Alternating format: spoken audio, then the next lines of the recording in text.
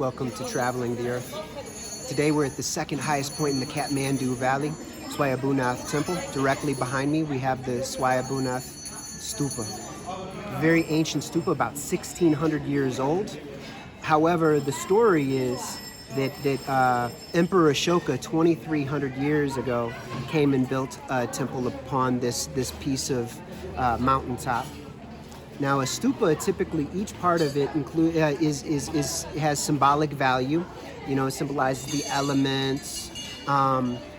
Initially, I believe it was designed by the Buddha. You know, like so the rounded part is the begging bowl, and then there was a stick that he put on top of it. Now, I'm not sure. I'll have to look more into that and discuss that in another video. Maybe you know about the symbolism. But what's important, the most important thing to me is that the stupas buried under them are often relics, such as ashes of a Buddha or an Arhat, an enlightened being, or a very powerful enlightened monk or lama. And so many of these stone stupas here, which are built to attain merit, to accumulate merit, to share merit. They may have relics underneath them. I'm not certain about that. Maybe you'll know more about it than I do. They're very beautiful artistic depictions, and there are a number of different shapes and designs throughout the Buddhist world and that are expressed here. And I'm not sure which relics are here located underneath this particular stupa. I do know that this mountain also is related to Manjusri, the bodhisattva of wisdom, who's depicted with a sword to cut through illusion and delusion. And he's a bodhisattva of wisdom. And he established this location as a place of worship and devotion, is what I was reading about. And some people call this the monkey temple because there's so many monkeys. And then there's a story that Manjusri was not supposed to cut his hair, and at one point he basically, this used to be a giant lake, Kathmandu Valley, and he cut it and opened up a gorge and emptied it out, and then people were able to move in. But when he cut his hair, as it fell, this is a very strange story, that lice came out, and the lice transformed into monkeys. So that was a very unusual story. But you still got monastics living here. People come from all around the world as tourists, as spiritual pilgrims. This is a very sacred place for Nepalis and for Tibetans and for Buddhists in general. And you see the various styles, like this pagoda. It's a Nepali style that you'll see all around the Kathmandu Valley. I wish that I had had more time to study the particulars before coming here, because it's very fascinating. We're losing light rapidly, so I'm going to have to go ahead and cut this short. But it's interesting. A number of people have suggested that some of the shapes, like at the top of the stupa, suggest some ancient energy gathering technology, or at least symbolically about gathering energy. Also with the stupa, what's kind of interesting is there were mound building peoples all around the world and all across Eurasia among the Indo-Europeans that would build mounds and bury kind of high-ranking people, you know, spiritually aware and awakened people within their society under mounds, sometimes with horses, sometimes with goods and various relics. And there are also stories amongst the Buddhists that there have been many Buddhas, not just Shakyamuni Buddha. And he goes back in time, and there's hints that say, for instance, in the Bon tradition of Tibet, which is very shamanic and very close to the Nyingmapa old school tradition of Tibetan Buddhism, they have a Buddha-like figure who came from Tajikistan, from Tazig. And so it's interesting, it's from the Khorasan region, ancient Bactria region near Balkh. And so it seems to suggest that maybe there were kind of proto-Buddhist traditions across the Eurasian steppes in those areas. I'm not particularly knowledgeable about these things, but I'm interested in these things as far as ancient human spiritual history and human destiny. So this is very fascinating. So perhaps these could be originally energy gathering devices. They could be related to an earlier burial tradition. And then later, the burial of humans turned into cremation, where like the Buddha, he was cremated, and his ashes were dispersed to 8 different stupas, including one that is down near Lumbini. And 7 of them were opened by Ashoka, and the relics and ashes then further dispersed throughout his realms.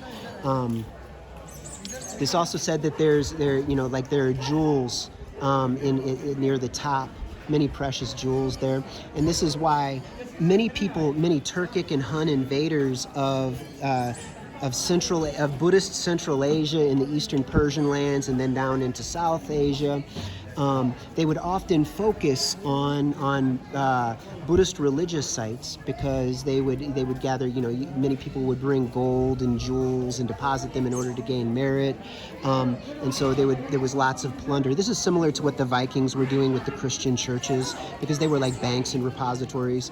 And then later, Arab invaders coming into South Asia, into Gujarat and Sindh, they would focus on the Hindu temples, where they could take away gold, precious jewels. They could take away beautiful dancing girls, and something similar also happened within the Buddhist context. A Tibetan group of people, the Bamar people, the Burmese people, they came down out of the Tibetan plateau, according to my understanding, into the Mon territory, which is now in Burma or Myanmar, and over into Thailand.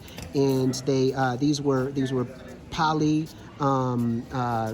reading and reciting Theravadan peoples. And so the Bamar came in, and they would conquer the areas, and they would take away the scriptures, the Tipitaka, they would take away the statuary, they would take the monks, they would take the martial artists, the dancing girls, weaponry, etc. And then they would transform them into their own over time. And so and sometimes if they felt bad at a later point about what they had previously done, so first they would assimilate those that they conquered and take their treasures and their teaching traditions and make them their own. And then if they felt bad, then they would build temples in order to assuage their guilt, in order to gain merit, in order to burn away their sin or their karma. And so they built like the temple fields of Bagan in Myanmar. And you see similar things where many, so after invading Central and South Asia, you see, building projects, monumental building projects where technologies that are now assimilated and incorporated including elements of old buildings, like you see at, say, in the Delhi area at the Qutb Minar, where Jain and Hindu temples are incorporated into the masajid and the structures there. So it's interesting because temples, churches, these places are always places of wealth and an ideal transfer. You also saw the same thing in ancient China, where various emperors that came during Buddhist eras, they came under the influence of Taoist monks at one point, and then they saw that the Buddhists were very wealthy, and if their coffers were empty and they weren't able to gather enough tax money for building projects in war, then they would go and they'd maybe they'd put pressure on the Buddhists, and they'd go and they'd shut down temples and take their wealth and force Buddhist monks and nuns to then re-enter family life. And this went on a number of times in ancient China and all across the world. So it's a very fascinating process. It's often problematic, but it's a way that kings that have gone into debt or that don't have enough money for whatever projects that they intend to can gain money very quickly by basically forms of piracy. And so different groups will be, these people are heretics, they're atheists, they're idol worshippers, whatever. Let's go ahead and get what we want. And so it's a good excuse for them to then gain material wealth, to begin to take various benefits from the hard work and labor of others. So there are many problems in this. It's not like we're talking about human sacrificial cult centers being shut down and eliminated. That's a different scenario. It's not like shutting down slave centers and ending all slavery. That didn't happen. Instead, it was a focus on stripping people of wealth and in destabilizing ancient cultures and civilizations. And many different people have participated in those various kinds of sins. It's very fascinating. So anyway, I'm going to go ahead and cut this short. There's so much more that I wish that I could share with you because I'm not knowledgeable enough. But this is a quite amazing place. It's there are monastics living here. It is a living spiritual museum. It's alive. It's a religious center with many different types of spiritualities converging together. So anyway, I'll go ahead and cut this short. Everyone be happy.